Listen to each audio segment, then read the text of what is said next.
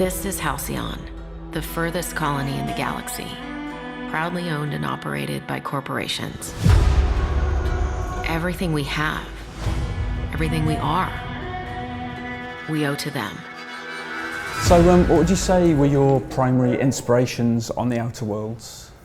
Sure. So the Outer Worlds, we drew from a lot of different inspirations. Obviously, I think a lot of players will recognize some of the Pulp sci-fi stylings, as well as some, classic sci-fi from like the Asimov era. But we also drew a lot from sources like Brazil. There's obviously a very strong consumer culture satire in this game, but we're finding a lot of fun and humor in it as well. So that was another big influence for us. Also, the Firefly series. I think especially when the player meets their companions and hires them onto their ship or has them join the party, we really wanted to create this sense of a crew of diverse misfits kind of adventuring together, creating stories together, and having interesting relationships and dynamics and very different perspectives. So we drew from all of those sources. Do you feel like there's less of this brand of RPG around these days? Because it's clearly very Fallout inspired as well, and obviously you guys have a heritage in doing that because you made New Vegas. Do you feel like you're kind of filling a niche with this a bit? I think so. I mean, I think single player RPGs are really our bread and butter at Obsidian. We have a very strong narrative focus, obviously, and we really value creating environments and creating content where the player can really forge their own path. And that means, mechanically giving them lots of options for how they want to play, but also in terms of the story, letting them define their character, define their role in the world, and really push their story forward. So for us, we think of games like this as, very much a classic Obsidian RPG. And yeah, I think it's something that a lot of players are really craving right now, and so I hope they'll be pleased with what they find. Yeah, you start on planet Monarch, right? You start on Terra 2. Okay. Well, we saw that, Monarch at least is a very kind of alien planet with some very unusual flora and fauna. When you go to other planets, how much do they vary in terms of their kind of biomes and ecosystems? Yeah, so one of the advantages for us of having a game that's, not quite as walk from one end of the map to the other, open, as, this is more semi-open, is that, it does allow us to create a number of different environments. So we have two main planets. There's Terra 2, and then there's Monarch, which you visited today. And they are very different. There's a bit of backstory and sort of how they were terraformed and how and why they ended up the way they are, which is for players to discover. But we have a number of other locations as well. Spaceships, space stations, asteroids, kind of a lot of the classic things that you would expect to see in a game that's about exploring a solar system. And I think they are fairly different, and they really help us communicate the depth and breadth of this world. You can see kind of the New Vegas inspirations as well in the kind of factions and your standing within those factions. It all seems very complex, and you seem to have an ever-evolving kind of standing within the kind of various people in society, I suppose. How challenging is that to kind of write for and to kind of build and everything? It is pretty challenging, and even though this is, we've done a lot of faction-based storytelling and faction-based reactivity in a lot of our games, from obviously New Vegas through the Pillars games through Tyranny. For us, this is a really wonderful way to build in both narrative and mechanical reactivity to the player's choices and to how they complete content, and to really show how their standing and their reputation in the world grows. But that said, it is very complex because, for any piece of content, you have to keep in mind, like, what if the player is a newcomer to this area? What if the player's done a lot of stuff and they're a well-known name? What if the player's done a lot of stuff and they're really despised? And so, fortunately, we have a lot of internal experience on our team building content like that. And I think that really helps us keep an eye out for, places where we need to branch, places where we need to, account for how the players interacted with these factions, or, how they behaved in a particular area. But that said, it's always a challenge.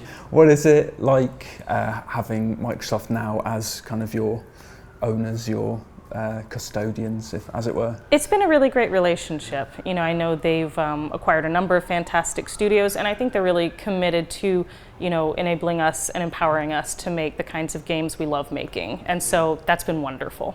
Are there any Obsidian kind of IPs you'd personally like to resurrect? I mean, Alpha Protocol was kind of an underappreciated game. Yeah, I was just thinking about that one actually. It's a ton of fun. I would love to see us do a spy RPG, and obviously, like, you know, spies, RPGs, they're a perfect combination, but yeah, I don't think they're certainly not common, so I think there's a lot of fertile territory there, but that's just me personally. I thought that, like, the spy genre, that kind of thing, it's tailor-made for this sort of thing, and Alpha Protocol kind of touched on the potential of that, and it felt like just with a little bit more something, you know, it could have been there. And obviously Rockstar had Agent, and that looked like it could have been the thing, and that's pretty much dead, so you'd have free reign over that. Yeah, I know there are a lot of people at the studio who worked on that game, and a lot of people who, you know, like myself, have played it and remember it very fondly. So there's definitely a lot of love for that one. Yeah, absolutely. Did you get anything in this game, The Outer Worlds, that was kind of spy-based at all? Or is there anything like that? I mean, I think the player's role in The Outer Worlds is really more of a free agent, kind of the rogue captain. So there are a lot of ways that they can choose to play that. You know, they can very much be a classic hero and run around and try to help as many people as they can.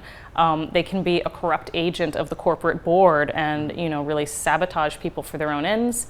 Or they can be a bit of a wild card. So I'd say those are really the focuses of role-playing in this game. I mean, I loved that about the demo, actually, that we played. I mean, it was only a fairly short time that we got with it, but I loved having the options to be a bit sassy and kind of carve your own path in sometimes a kind of non-heroic way. Was that important to have? Absolutely. You know, for us, allowing a lot of role-playing is really important. We know that's a lot of what a lot of players come to our games to find. And so we always want to make sure that we're rewarding interesting and novel approaches for players. And, you know, with any dialogue, with any character, with any quest, we want to think, well, given what the player can do in this game, how might they want to deal with this person who's, you know, being difficult or who's, you know, maybe being friendly? How might they want to solve this quest, knowing that they've invested skills in stealth or in combat or in something else? And again, with any of these approaches, we want to make sure that we're rewarding the player and playing along with them instead of, you know, sabotaging them or slapping them on the wrist for choosing the wrong thing. So yeah, that's important to us. Do you have any kind of big major decisions that have a real impactful kind of impact on the kind of direction the story takes, the paths you can take? Are there any kind of branching things like that? So obviously I can't get into too much detail without spoiling anything, but yeah, the player will encounter a lot of different stories in the different locations they visit, and they can have a very big impact on, you know, how life proceeds, what happens to the status quo in those locations. And those will obviously be, you know, extremely impactful for the people in those areas. And some of them will also have ripple effects for things that happen later in the game. Is there anything kind of akin to, like, I don't know, say dropping the bomb on Megaton in Fallout 3, that kind of thing, where it wiped out that town? Again, I don't want to get into anything too specific, but I think players will definitely recognize that they have a lot of agency. Like, what's kind of the story about, I suppose? Could you give us kind of a general kind of overview of how you fit into this world? Sure. So at a high level, the player is a colonist who was sent on a ship called the Hope to help populate the Halcyon colony, help work there. But their ship was lost in transit for several decades, and when it finally showed up, the corporate board that's running Halcyon decided that it was going to be too detrimental to the bottom line to revive the player and their fellow colonists. So a rogue scientist named Phineas Wells revives the player in hopes of getting their help in, you know, in fixing the problems on Halcyon. So at that point, it really becomes up to the player to decide, you know, whether they're going to help make things better on Halcyon or whether they're not. Feels like you have a bit of satire in this game, actually. Yes. Do you reference real-world events at all, or is it better to leave that stuff alone? I mean, I think the setting of the Outer Worlds is pretty distantly removed, both in time and, you know, location, obviously, from ours. So, I mean, it certainly is satirical, but I think it's very much set in its own world. I know as a narrative designer, you probably don't really get involved much with the combat mechanics, but it does seem like this game has more of an emphasis on kind of robust combat. Because obviously in the Fallout games you had VATS and all that, and you have a kind of version of that here, but it also works as a straight up shooter on its own kind of merits. Was that something that you also felt was kind of vital for this, for players who do just want to play it that way? Yes, I do know that was very important for this project because we recognize that combat is everywhere in this game, and while players don't have to engage with it, a lot of players are. And so we wanted that to feel fun. We wanted that to be something that players could, build a fun character around and really enjoy. With something open-ended like this, have you seen some players kind of going off piste and doing things you didn't quite expect at all, or? I mean, I think there's always that possibility, and for us, it's it's something that we even see internally on a team. So we'll finish a bit of content and hand it off to another team and see what it's like when they play it. And so they'll do a lot of things that, oh, I didn't even think about that. And it's always actually very rewarding to see players discovering things in your game or finding novel routes that you maybe weren't even planning on. I imagine a game that's as complex as this, playtesting can probably be a bit of a nightmare, right? It is a challenge because obviously, there's a lot of content, there are a lot of ways to approach that content, and obviously then when you're thinking holistically about the game from beginning to end, there are many, many hours in between, and so understanding how those moments connect to one another and how those things are going to feel for the player when they get there, that is a challenge, yeah. If you had to isolate a kind of single element that you can't wait to see players kind of discover in this, what would it be, do you think?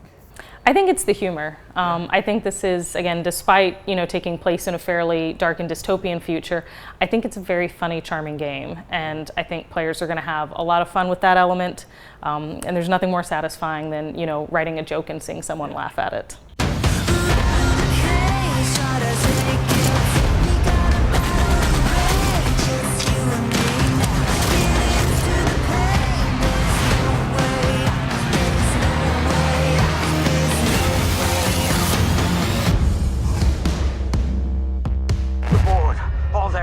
They're all a bunch of swine!